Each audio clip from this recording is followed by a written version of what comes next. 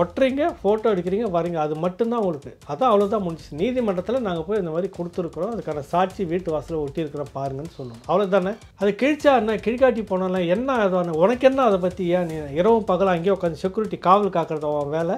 சாதிக் பாஷா போதை கடத்தல் மன்னன் சொன்னாங்கல்ல, அவன் வீட்டில் போலீஸ் ஒட்டுன்னு நோட்டீஸை கிழிச்சாங்க அந்த அம்மா. நீங்கள் என்ன தலையை எடுத்துக்கிட்டீங்களா, இல்லை நீங்கள் தலையை எடுத்துக்கிட்டீங்களா? அவ்வளோ மானரோசமாக உங்களுக்கு. போலீஸாருங்க. திமுக கிளை கழக நிர்வாகியே இருக்காதீங்கன்ற.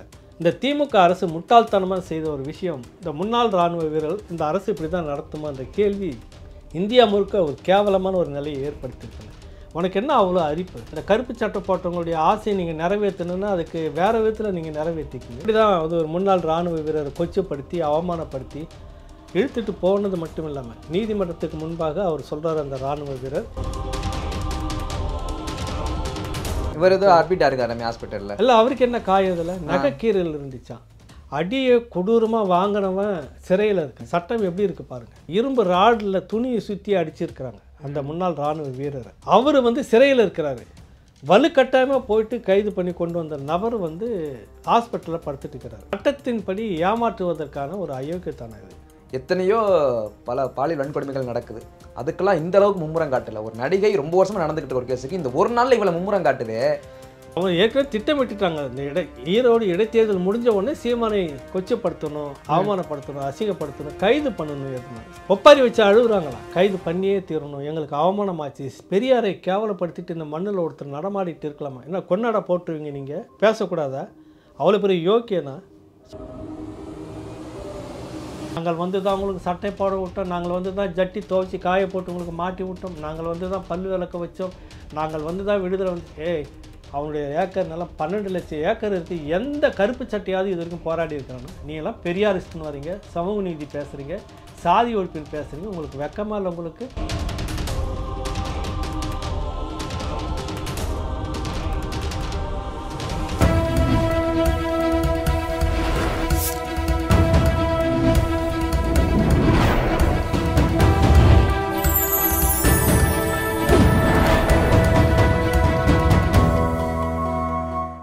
சேனல் 5 தமிழ் நேயர்களுக்கு வணக்கம். இன்றைய நேர்காணலில் நம்மோடு இணைந்திருப்பவர் மூத்த பத்திரிகையாளர் திரு ப. ஏகலைவன் அவர்கள். வாருங்கள், அவரோடு பேசுவோம். சார் வணக்கம். சார் வணக்கம். வணக்கம் தம்பி. சார், நேற்று சீமான் அவர்கள் வீட்டில் வெளியே நடந்த சம்பவங்கள்லாம் பார்த்துருப்பீங்க. இதெல்லாம் பார்க்கும்போதே நமக்கு தெரியுதாங்க, நடந்தது ஒன்றா இருக்குது, இவங்க கூடிய செய்திகள்லாம் வேறு மாதிரியா இருக்குது. இது ஒரு அராஜக முறையே சொல்கிறாங்க நாம் தமிழர் கட்சி சார்பாக. நீங்கள் என்ன சம்பவத்தை எப்படி பார்க்குறீங்க? இல்லை, இது ஏற்கனவே திட்டமிடப்பட்ட ஒன்று. திமுகவுக்கு முட்டு கொடுத்துக்கிட்டு இருக்கிற தோழர் கொளத்தூர் மணி வந்து ஏற்கனவே ஈரோடு இடைத்தேர்தல் போகும்போது ஒரு சில வார்த்தைகள் பேசியிருந்தது நீங்கள் கவனிச்சிருப்பீங்க ப்ரெஸ் மீட்டில். தேர்தல் முடிந்த பிறகு, இந்த இடைத்தேர்தல் முடிந்த பிறகு இருக்கிறது அப்படின்ற மாதிரி அப்போவே அவர் சொல்லியிருந்தார். ஸோ இந்த தேர்தல் முடிஞ்ச பிறகு திராவிடத்தினுடைய ஆட்டம் இப்படியே தான் இருக்கும் அப்படின்ற மாதிரி சொன்னதுக்கேற்ப ஒரு 2-3 நாட்களுக்கு முன்பாக ராயப்பேட்டையில் ஒரு 10 பேரை கைது பண்ணுறாங்க போலீஸு. தந்தை பெரியார் திராவிட கழகத்தை சேர்ந்தவர்கள் 10 பேர் சீமான் வீட்டில் குண்டு வீசுவதற்காக ஒரு ரூம் போட்டு தங்கி அதெல்லாம் செய்துட்டு இருக்கும்போது போலீஸ் கைது பண்ணதான் சொல்லி ஒரு இது காட்டுறாங்க. அதை ஒட்டி இப்போ நேற்று என்ன நடந்தது அப்படின்ற நாடே பார்த்துருக்கிறது. ஊரறிய உலகம் அறிய நடந்த ஒரு சம்பவம். தெரிஞ்சோ தெரியாமலோ இந்த ஊடகமெல்லாம் எடுத்திருக்கு. இவங்க நோக்கம் என்னன்னா, ஒரு சம்மனை ஒட்ட போகிற இதுக்கு நீங்கள் ஊடகத்தை கூப்பிட்டுருக்கிறதே முதல் தப்பு. சட்டப்படியே வந்துட்டு இதெல்லாம் பின்னாடி பெரிய விசாரணையில் வரும்போது காவல் அதிகாரி வந்து அவருக்கு உண்டான பொறுப்புகள் இப்படிலாம் சிலது இருக்குது. நீங்கள் ஊடகத்தை வழியை சொல்லி அழைச்சிட்டு போகலாம் கூடாது. ஊடகத்தை விசாரிக்கும் போது காவல்துறை தான் சொன்னது எங்களுக்கு, அதனால் நாங்கள் போனோம், அங்கே போய் இருந்துட்டு இருந்தோன்னு சொல்கிறாங்க. அப்போ ஊடகத்தில் நீங்கள் வந்து சம்மன் ஓட்டக்கூடிய விஷயத்தை சீமானை அசிங்கப்படுத்தணும், கொச்சப்படுத்தணும், அந்த மக்கள்கிட்ட இப்படியான ஒரு ஆளுன்னு எக்ஸ்போஸ் பண்ணணுன்றதுக்கு நீ செய்கிறீங்க. இப்போ இன்றைக்கி ஒரு இதை பார்க்குறது, சன் டிவியில் ஒட்டப்பட்டிருந்த ஒரு கார்டுன்ற மாதிரி பார்த்தா ஒரு ஒயிட் போர்டு ஒன்று வச்சுட்டு இனிமேல் வரவங்க இதில் வந்து ஒட்டுங்க சம்மனை அப்படின்ற மாதிரி கேட்டுக்கிட்டதாக ஒரு போர்டு வச்சுருக்காங்க. யார் வச்சுருக்காங்க? அது ஏன் செய்தி அப்படி காட்டணும்? ஆக இது வந்து ஒரு கட்சியினுடைய தலைவரை, மக்கள்கிட்ட அங்கீகாரம் பெற்ற 3வது ஒரு கட்சி, அதனுடைய தலைமையை நீங்கள் கொச்சப்படுத்தணும்னு நினைக்கிற திட்டமிடல் இது. அதுதான் நீங்கள் அதுக்காக செய்தீங்க. ஆனால் இன்னொரு விஷயம், அதுவே உங்களுக்கு பாதகமாக மாறிருக்கு. பேக் ஃபயர்னு சொல்லுவாங்களா, அந்த மாதிரி. காவல் அதிகாரி வாசலில் நிற்கிறான். நின்ன உடனே அப்படியே ஃபோர்ஸாக தள்ளிக்கிட்டு போய் ஒரு மூலையில் வச்சு அடித்து மடச்சி கிடிச்சு பிடிச்சி கொண்டு வந்து இழுத்துக்கிட்டு வந்து அவர் வண்டிக்குள்ளே வச்சு கொண்டுட்டு போயிட்டு இருக்கிற விதம் இருக்குல்ல. ஒரு முன்னாள் இராணுவ வீரர், இந்த நாட்டினுடைய பாதுகாப்புக்காக, இந்த நாட்டுக்காக இரவும் பகலும் எல்லையில் இருந்துக்கிட்டு இருந்த ஒருத்தர், அவர் ஓய்வுக்கு பிறகு ஒரு கன் லைசன்ஸ் வாக்குறாருன்னா அதுக்கான ஒரு டிசிப்ளினர்லாம் பார்த்து தான் கொடுப்பாங்க, எல்லாருக்கும் கொடுத்துட மாட்டாங்க. அந்த மாதிரி கன் அனுமதியோடு வாங்கி வச்சுட்டு இருக்கிற ஒரு நபர் நீ வந்து கைது பண்ணுறது முன்னாடி ஒரு சிவில் உடை நபர்கள் போய் அதை தொட்டு செய்கிறதே முதல்ல தப்பு, அவர் பிடிக்கிறதே முதல்ல தப்பு. அது சட்ட ரீதியாக அதுவே தவறு. நீங்கள் வந்து அதை போய் வலுக்கட்டாயமாக வர பிடிங்க, நான் பிடிக்கிறேன், நான் எடுத்து தரேன், துப்பாக்கி நான் எடுத்து தரேன்னு சொல்கிறதுக்கு நீ வலுக்கட்டாயமாக பிடிச்சி அதை பிக்கிறீங்க. அதை புரியுதில்ல? நீங்கள் ஒரு வன்முறை பிரயோகத்தை வந்து செய்கிறீங்க. சரி, என்ன பிரச்சனை உங்களுக்கு? சம்மனை வந்து ஒட்டுறாங்க. வலசரவாக்கம் போலீஸ் தான் வந்து சம்மனை ஒட்டுது, ஒட்டிட்டு போயிடுச்சு. அது நீங்கள் அந்த இடத்துல இருக்கிறீங்க, அந்த இடத்து சார்ந்த ஏரியாவை சார்ந்த நீலாங்கரை போலீஸ்ன்றதுக்காக இவர் இருக்கிறார். யார்? இந்த பிரவீன் ராஜேஷ் அவர் இருக்கிறார். சம்மனை கீழ்ச்சிட்டு தான் சொல்கிறாங்க. வந்த உடனே நேராக கேட்காம கொள்ளாமல் ஜீப்பில் வர்றீங்க, வந்த உடனே இறங்கி நடந்து போகிறீங்க, உடனே தள்ளி முடிச்சு இந்த சம்பவம்லாம் நீங்கள் பார்த்துருப்பீங்க, இழுத்து அடித்து கொண்டு போயிருக்கீங்க. இது புரியவே இல்லையா? நீ முதல்ல சம்மனு கொடுக்க போகிறப்ப வீட்டில் ஆள் இருக்காங்களா இல்லையான்னு தெரிஞ்சிருக்கணும். நாட்டுக்கே தெரியும், சீமான் டெய்லி லைவாக பேட்டி கொடுத்துட்டே இருக்கிறாரு. நேற்று ஒசூரில் இருந்துகிட்டு இருந்தது நாட்டுக்கே தெரியும். சரி, இல்லை வீட்டில் யாருப்பா இருக்கிறீங்கன்னு கேட்டுருக்கணுமா? கேட்டுருக்கக்கூடாதா? இப்போ போனப்போ நீங்கள் கதவை தட்டி ஒரு செக்யூரிட்டியை நீங்கள் அடித்து உள்ளே தள்ளிட்டு போகிறீங்களா? அது முன்னாடியே நீங்கள் கதவை தட்டி யார் உள்ளே இருக்காங்க, சம்மன் கொடுக்க வந்திருக்கிறோம் கேட்டு நீங்கள் சம்மன் கொடுக்கணும். வாங்க ஆள் இல்லை, வாங்க மறுக்கிறார்கள் அப்படின்னா நீ சவுத்தில் ஒட்டிட்டு வரணும். ஒட்டுறதோட மட்டும் முடிஞ்சு போச்சு. சரி, இது மழைக்காலமாக இருந்ததுன்னு வச்சுக்கோ, கடும் மழை, நீங்கள் ஒட்டிட்டு வந்தோன்னே நனைஞ்சு கிழிஞ்சு விழுந்து போச்சு, யார் பொறுப்பேற்கிறது? அதுக்கு ஏதோ மாடு போய் மேய்ஞ்சிடுச்சு, நடக்குது இல்லை, ஆடுங்கள்லாம் நல்லா ஒட்ட நட்டி இது பண்ணும், நடந்துச்சு. இதுக்கு என்ன பண்ணுவீங்க? ஒட்டுறீங்க, ஃபோட்டோ எடுக்கிறீங்க, வரீங்க, அது மட்டும்தான் உங்களுக்கு. அதான் அவ்வளோதான் முடிஞ்சிச்சு. நீதிமன்றத்தில் நாங்கள் போய் இந்த மாதிரி கொடுத்துருக்குறோம், அதுக்கான சாட்சி வீட்டு வாசலில் ஒட்டியிருக்கிறோம் பாருங்கன்னு சொல்லணும், அவ்வளோதானே. அது கிழிச்சா என்ன, கிழிக்காட்டி போனால என்ன அதான, உனக்கு என்ன அதை பற்றி? ஏன் நீ இரவும் பகலும் அங்கேயே உட்காந்து செக்யூரிட்டி காவல் காக்கிறது அவன் வேலை? சொல்லுங்கள். சாதிக் பாஷா போதை கடத்தல் மன்னன் சொன்னாங்கல்ல, அவன் வீட்டில் போலீஸ் ஒட்டுன்னு நோட்டீஸை கிழிச்சாங்க அந்த அம்மா. நீங்கள் என்ன தலையை எடுத்துக்கிட்டீங்களா இல்லை நீங்கள் தலையை எடுத்துக்கிட்டீங்களா? அவ்வளோ மானரோசமா உங்களுக்கு? போலீஸாருங்க. திமுக கிளை கழக நிர்வாகியே இருக்காதீங்கன்ற, பப்ளிக்கோட சர்வெண்ட்ன்றதால தான் உங்களுக்கு இந்த யூனிஃபார்ம் போட்டு இந்த சட்டையை தர்றான ஒழிய திமுகவுடைய கிளை கழக செயலாளர் திமுக ஆள் செய்யக்கூடிய வேலைன்றதுக்கெல்லாம் இல்லை. சட்டையை கட்டிட்டு கட்சி வேஷ்டி கட்டின்னு கட்சி தலைப்பாக கட்டிட்டு போட்டோம் அந்த இன்ஸ்பெக்டர் பிரவீன். புரியுதில்ல உங்களுக்கு? அதை செய்யிட்டோம். சட்டப்படி என்ன இருக்குது உனக்கு, அதானே செய்திருக்கணும். நீ அதை செய்யாமல் விட்டுட்டு கிழிச்சிட்டாங்க, உனக்கு என்ன அதில் விஷயம்? அது வலசரவாக்கம் போலீஸு. நாளைக்கு போனால் இல்லைங்க கோர்ட்டில் இந்த மாதிரி நாங்கள் எவிடன்ஸ் காட்ட போகிறாங்க, ஃபோட்டோ ஒட்டிட்டோம், ஃபோட்டோ எடுத்துகிட்டு காட்ட போகிறாங்க. சீமான் வரலையா, வராததுக்கு என்ன நடவடிக்கை, அந்த ப்ராசஸ் அவங்க செய்துட்டு போகிறாங்க. உனக்கு என்ன வந்தது? இங்கே தான் இந்த திமுக மாடல் அரசுடைய திட்டமிடல் இங்கே வருது. புரியுதில்ல? வழியே நிப்போ, ஒரு சண்டையை உருவாக்க அவர் துப்பாக்கி வச்சுட்டு இருக்கிறாருன்றதை நீ வெளி உலகத்துக்கு காட்டணும். அது யாரோ ஒருத்தர் சொல்லியிருப்பாங்க போல இருக்குது, அது சட்டவிரோதமாக துப்பாக்கி வச்சுக்கிறது, இவங்க போயிட்டாங்க உள்ளார, அதான் நோக்கம். அதாவது லைசன்ஸோடு தான் வச்சுருக்கிறாரு. அதை பற்றி அதுக்கான இன்னொரு பகுதி காவல் அதிகாரி வந்து ஆஃப் த ரெக்கார்டாக சொன்னது, இந்த போலீஸ்மேன், இந்த இராணுவ வீரர் இருக்கிறார்ல, ரொம்ப நைஸ் பார்ட்டி, ரொம்ப ஜெனுவன், ஒரு டிசிப்ளின் இருக்கும். அவர் எலெக்ஷனுக்கு முன்னாடி என்கிட்ட தான் வந்து எங்கள் ஏரியாவில் தான் துப்பாக்கி சரண்டர் பண்ணணும், அப்புறம் திரும்ப வாங்கிட்டு போனார் முடிஞ்ச உடனே. எப்போவும் சரி ஒரு நீட்டாக நடந்துக்கக்கூடியவர். பொதுவாக ஒரு டிசிப்ளின், இராணுவத்துக்கான ஒரு ஒழுங்கை வந்து இராணுவ வீரர்கிட்ட இருக்கும். புரியுதில்லை உங்களுக்கு? நான் அந்த குடும்பத்தை சேர்ந்தவன், நிறைய பேர் எங்கள் ஊரில் தெருவுக்கு தெரு இராணுவ வீரர்கள் தான் இருப்பாங்க. அவங்களுக்கு ஒரு பொறுப்பு இருக்கும், அதனால தான் அந்த மாதிரி ஒரு டிசிப்ளினாக தான் நடந்துப்பாங்க. நீ போய் அத்துமீறி உங்கள் லோக்கல் விஷயத்தை நீங்கள் காட்டுறீங்கல்ல, சொல்லுங்கள். மரியாதையே இல்லை ஒரு இராணுவ வீரர். எப்படி வந்து இப்போ என்னென்ன இராணுவ வீரர்கள் டெல்லி வரைக்கும் கொந்தளிச்சு போயிருக்கிறாங்க. இந்த அரசுக்கு ஒரு நெருக்கடி, மன்னிப்பு கேட்கணும் பகிரங்கமாக, அதுவும் இல்லாமல் கோர்ட்டில் நாங்கள் பார்த்துக்கிறோன்னு சொல்லியிருக்கிறாங்க. நீங்கள் வந்து கட்சி சார்பாக வந்து உங்கள் பிபி கிட்ட சொல்லி இங்கே சொல்லி அங்கே சொல்லி எதோ பண்ணுங்க, கட்சி ஆளுகிட்ட சொல்லி எதோ பண்ணுற மாதிரி அங்கே நீங்கள் பண்ண முடியாது. அங்கே அவன் நேராக டெல்லிக்கு இழுப்பான், இது கேஸ் நடக்கும். ஏன்னா எல்லைக்காக, இந்த மண்ணுக்காக, மக்களுக்காக எல்லையில் நின்று உயிர் விடுறவன் இராணுவ வீரன். அவனுக்கு வந்து ஒரு அநீதி நடக்குதுன்னா ஒட்டுமொத்தமாக இந்தியா இருக்கிறவங்க எல்லாமே நேரத்தையே டெல்லியில் வந்து எல்லாமே ப்ராசஸ் ஆயிடுச்சு. இங்கே இருக்கக்கூடிய முன்னாள் இராணுவ வீரர்களுக்கான இயக்குநரகம் இங்கே இருக்குது. அவங்க நேற்று மாலையே சீமான் வீட்டுக்கு போய் அந்த இடத்துலலாம் என்ன நடந்துச்சுன்னு விசாரிச்சுட்டு வந்திருக்காங்க. பகிரங்கமாக முன்னாள் அந்த சங்க தலைவருக்கு, முன்னாள் இராணுவ வீரருக்கான சங்க தலைவராக முன்னாள் இருந்தவர் வந்து பேட்டியை கொடுத்துருக்கிறார். இது வந்து ஒரு அத்துமீறிய அராஜகம், பகிரங்கமாக மன்னிப்பு கேட்கணும், அவர் மேலே சட்ட ரீதியான நடவடிக்கை எடுக்காமல் நாங்கள் விட மாட்டேன்னு இருக்கிறாங்க. இப்போ பஞ்சாப் ஒன்று இருக்கக்கூடிய மகாராஷ்டிரா, குஜராத், டெல்லி இப்படி இருக்கக்கூடிய எல்லா இடத்துலையுமே உங்களுக்கு வந்து இருக்கக்கூடிய முன்னாள் இராணுவ வீரர்களுக்கான அந்த கட்டமைப்பு வந்து கொதிச்சு போயிருக்கிறாங்க. நாட்டில் இவ்வளோதான் எங்களுக்கு மரியாதையா அப்படின்னு சொல்லிட்டு கேட்குறாங்க. இந்த திமுக அரசு முட்டாள்தனமாக செய்த ஒரு விஷயம், இந்த முன்னாள் இராணுவ வீரர்கள் இந்த அரசு இப்படி தான் நடத்துமான்ற கேள்வி இந்தியா முழுக்க ஒரு கேவலமான ஒரு நிலையை ஏற்படுத்தியிருக்கல. உனக்கு என்ன அவ்வளோ அரிப்பு? கருஞ்சட்டைகளுடைய அந்த கருப்பு சட்டை போட்டவங்களுடைய ஆசையை நீங்கள் நிறைவேற்றணுன்னா அதுக்கு வேறு விதத்தில் நீங்கள் நிறைவேற்றிக்குங்க. இப்படி தான் அது ஒரு முன்னாள் இராணுவ வீரரை கொச்சப்படுத்தி அவமானப்படுத்தி இழுத்துட்டு போனது மட்டும் இல்லாமல் நீதிமன்றத்துக்கு முன்பாக அவர் சொல்கிறார், அந்த இராணுவ வீரர் என்னை வீட்டிலேருந்து வலுக்கட்டாயமாக அடித்து இழுத்துக்கிட்டு வந்தது மட்டும் இல்லாமல் நேராக காவல் நிலையத்துக்கு போகலை. நீதிபதிகிட்ட சொன்ன வார்த்தை இது பதிவு பண்ணியிருக்காங்க. ஒரு ஓப்பன் பிளேஸ், ஒரு கிரவுண்டில் கொண்டு போய் நிற்க வச்சு 3 பேர் என்னை கடுமையாக அடித்து உதைத்து தாக்கினார்கள், கடுமையாக என்னை அடித்தாங்க. இன்ஸ்பெக்டர் பிரவீன் என்னை மோசமான வார்த்தைகளால் என்னை திட்டினார், என்னென்னா திட்டினார்னு. அதுக்கு பிறகு தான் என்னை காவல் நிலையத்துக்கு அழைச்சிட்டு வந்து ஒரு இரும்பு ராடை எடுத்து அதில் துணியை நல்லா சுற்றி இரும்பு ராடு மூலமாக என்னை அடித்தாங்க. காலிலையும் கையிலையும் அதுக்கான காயத்தெல்லாம் காட்டியிருக்கிறார். காயம் தெரியக்கூடாதுன்றதுக்காக தான் அடிப்பாங்க, உள்காயமாக இருக்கும். தெரியக்கூடாதுன்றதுக்காக அடித்ததுலேயே காயம் வந்து கையிலையும் காலிலையும் இருக்கிறத காமிச்சிருக்காரு. நீதிபதி அதெல்லாம் பதிவு பண்ணிட்டு இருக்கிறாரு. அவர் மேலே வழக்கு என்னன்னா காவல்துறையை பணி செய்ய விடாமல் தடுத்தது. வழக்கம் போல் அதான் பண்ணுவாங்க. அடுத்து துப்பாக்கியை காட்டி மிரட்டியது. இந்த பணி செய்ய விடாமல் தடுத்ததுக்கு இப்போவே பெயில் கொடுத்துட முடியும், நாளைக்கு இப்போ அப்ளை பண்ணுங்கள் நாளைக்கே கொடுத்துறேன்னுட்டார்.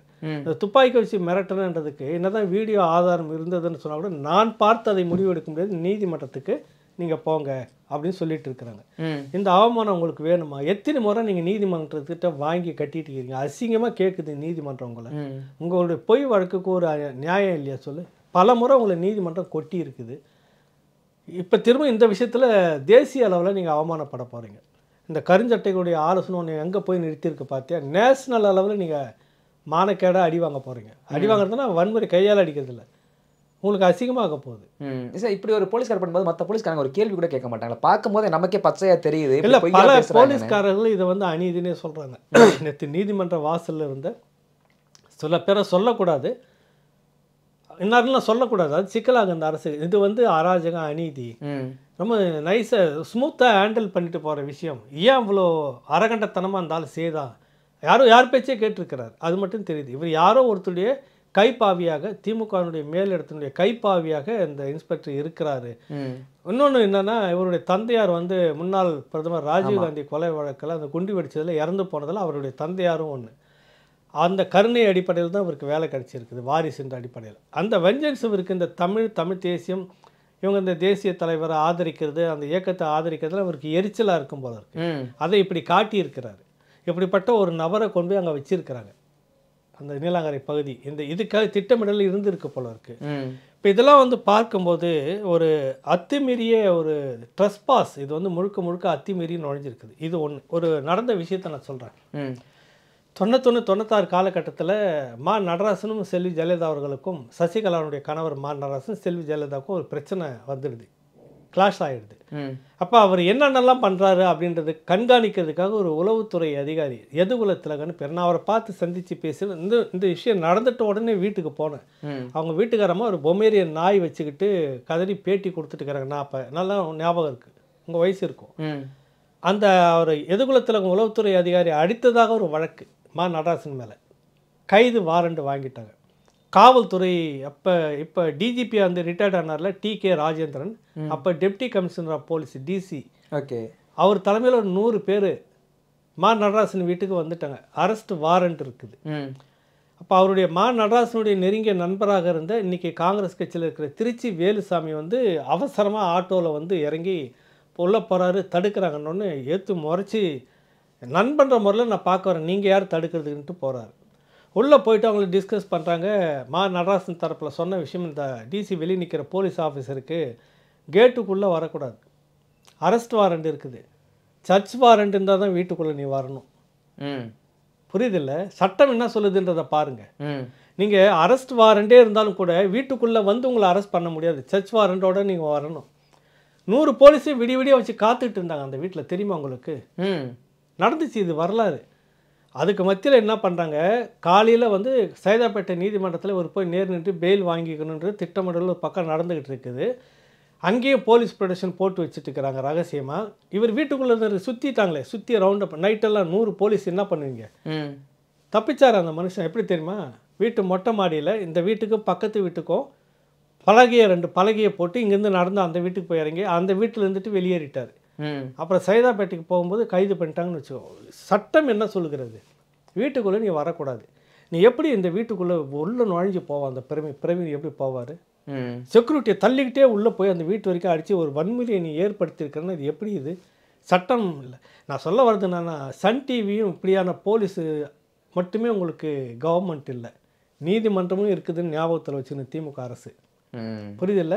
இந்த சன் டிவியும் சில போலீஸ் அதிகாரிகள் மட்டுமே உங்கள் கவர்மெண்ட் கிடையாது, உங்களுக்கானவர்கள் இல்லை. நீதிமன்றமும் நீங்கள் பதில் சொல்லி ஆகணும் நாளைக்கு. இதை மட்டுமே நீ வச்சுட்டு அரசு பண்ணிடலாம்னு நினைக்காதுங்க. எத்தனையோ நேர்மையான காவல் அதிகாரிகள்லாம் இருக்கிறாங்க, நடந்திருப்பது அநீதினு வெளியே சொல்ல முடியாமல் இருக்கிறாங்க. இப்போ இதுக்கு என்ன பதில் சொல்ல போகிறீங்க நீங்கள்? நீதிமன்றத்தை இதோட நீங்கள் போட்டுட்டீங்க. நீங்கள் அவர் போயிட்டு வந்து படுத்துக்கிட்டு இருக்கிறாரு. இவர் ஏதோ அட்மிட்டாக இருக்காரு நம்ம ஹாஸ்பிட்டலில். இல்லை, அவருக்கு என்ன காயம்? இதில் நகைக்கீரல் இருந்துச்சான். நகைக்கீரலுக்கு வந்து ஹாஸ்பிட்டலில் அடியை கொடூரமாக வாங்கினவன் சிறையில் இருக்கிறான். சட்டம் எப்படி இருக்குது பாருங்கள். கொடூரமான இரும்பு ராடில் துணியை சுற்றி அடிச்சிருக்கிறாங்க அந்த முன்னாள் இராணுவ வீரரை. அவர் வந்து சிறையில் இருக்கிறாரு.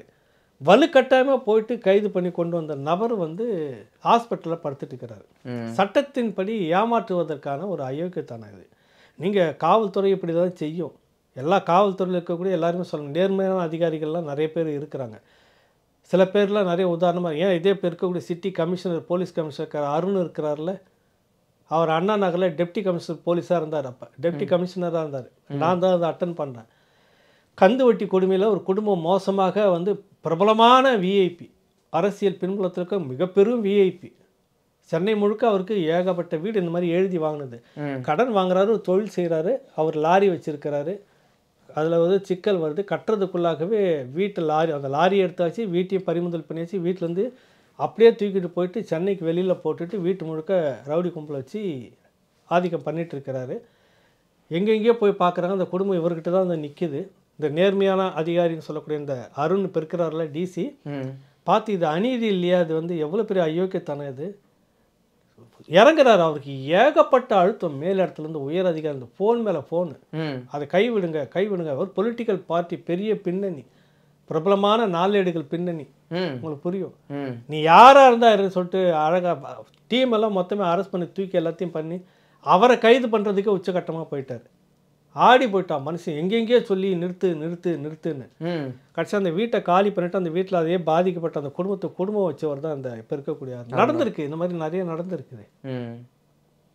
சட்டப்படியான நல்லது செய்யக்கூடிய எத்தனையோ அதிகாரிகள் இருக்கிறாங்க. எந்த காவல் அதிகாரி வந்து பயன்படுத்துகிறது, இந்த அரசு வந்து பயன்படுத்துகிறது, கரவிஷ்டி கட்ட வச்சிருக்கா. அதான் இந்த விஷயம் நான் சொல்ல வர்றது. சார், இதில் என்ன கேள்வி வருதுன்னா, எத்தனையோ பல பாலியல் வன்கொடுமைகள் நடக்குது, அதுக்கெல்லாம் இந்த அளவுக்கு மும்முரம் காட்டல. ஒரு நடிகை ரொம்ப வருஷமா நடந்துகிட்டு ஒரு கேஸுக்கு இந்த ஒரு நாள்ல இவ்வளவு மும்முரம் காட்டுது. இல்லை, ரொம்ப புத்தி மாறிடுச்சோ. அவங்க ஏற்கனவே திட்டமிட்டுட்டாங்க. இந்த ஈரோடு இடைத்தேர்தல் முடிஞ்ச உடனே சீமானை கொச்சப்படுத்தணும், அவமானப்படுத்தணும், அசிங்கப்படுத்தணும், கைது பண்ணணும். எதுவுமே சில கருஞ்சட்டை தோழர்கள் அவருக்கு அட்வைஸாக இருக்கிறாங்க. இந்த திமுக அரசுக்கு அட்வைஸர்னு சொல்லிட்டு இருக்கிறவங்க ஒப்பாரி வச்சு அழுகுறாங்களாம். கைது பண்ணியே தீரணும், எங்களுக்கு அவமானமாச்சு, பெரியாரை கேவலப்படுத்திட்டு இந்த மண்ணில் ஒருத்தர் நடமாடிட்டு இருக்கலாமா? என்ன கொண்டாட போட்டுருவீங்க நீங்கள்? பேசக்கூடாதா? அவ்வளோ பெரிய யோக்கியனா சொல்லு? கோபம் வருதா இல்லையா? பேசுனது முழுக்க வெறும் மண்டவாளமாக இருக்குது. பீப் சவுண்டு போட்டு தான் பேசணும். அவர் பேசுனது அந்த அளவுக்கு இருக்குது.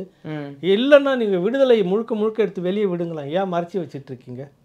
விடுதலை நாளேடு இருக்குல்ல, மொத்தமாக இருக்கிறது வெளியே விடுங்களேன். ஏன் மறைச்சி வச்சுட்டு இருக்கிறீங்க? வெளியே விடாமல் வச்சுட்டு இருக்கிறான்னு கேஸ் வழக்கு போட்டு பேசுனதே ஏதோ குளத்தூர் மணி தான், வீரமணி மேலே. வெளியே விடுங்க. என்னென்ன பேசினாருன்னு மக்கள் தெரிஞ்சுக்கிட்டு போட்டோம். இஸ்லாமியர்கள் எவ்வளோ கொச்சப்படுத்தி பேசிக்கிறான்னு தெரிஞ்சுட்டு போட்டோம். பறையர் சமூகத்தையும் பலர் சமூகத்தையும் எவ்வளோ கொச்சப்படுத்தி பேசிக்கிறான்னு தெரிஞ்சுட்டு போட்டோம். புரியுதில்ல உங்களுக்கு? வரட்டுமே எல்லாம் வெளியில். ஏன் வச்சுக்கிட்டு இருக்கீங்க? உங்களை பேசிடக்கூடாது அதுக்காக சொல்லிவிட்டு எப்படியாவது சீமானை ஏதாவது செய்தாக வேண்டும் அப்படின்னு மீசை வச்சுட்டு இருக்கிறவங்கலாம் கோவப்பட்டு அதனால தான் இல்லை எங்களுக்கு ஒத்துழைக்க, நான் வெளியில் தலை காட்ட முடியாது, அவமானமாக இருக்குது அப்படின்லாம் நெருக்கடி கொடுத்துருக்குறாங்க. ராவு பகலாக நெருக்கடி கொடுத்து தான் கைது ஏதோ ஒன்று பண்ணி ஆகணுன்றதெல்லாம் சொல்ல வராங்க. உறுதியாக தெரியல, வரட்டும். நான் நினைக்கிறேன் இந்த நெருக்கடி இதுக்காக தான் சீமானுக்கு பண்ணுறது. இதை விட இன்னொரு பெரிய விஷயம் என்ன தெரியுமா? வருகிற 8ஆம் தேதி சீமான் ஒரு திட்டம் வச்சிருக்கிறாரு. பஞ்சமி நில மீட்பு போராட்டம். ஆமாம். என்ன சாதி வரி கணக்கெடுப்பு போராட்டம். இந்த பஞ்சமி நில மீட்பு போராட்டத்தில் இதுவரை வராத பட்டியல் அன்னைக்கு வெளியில் வருது. இந்த கோஷ்டிங்கை சமூக நீதி பேசுகிறால அவன் எத்தனை யோக்கியம் வந்து இந்த பட்டியல் சமூகத்தினுடைய தலித் மக்களுடைய லேண்டை பறித்து வச்சுக்கிறான்ற பட்டியல் தான் அன்னைக்கு.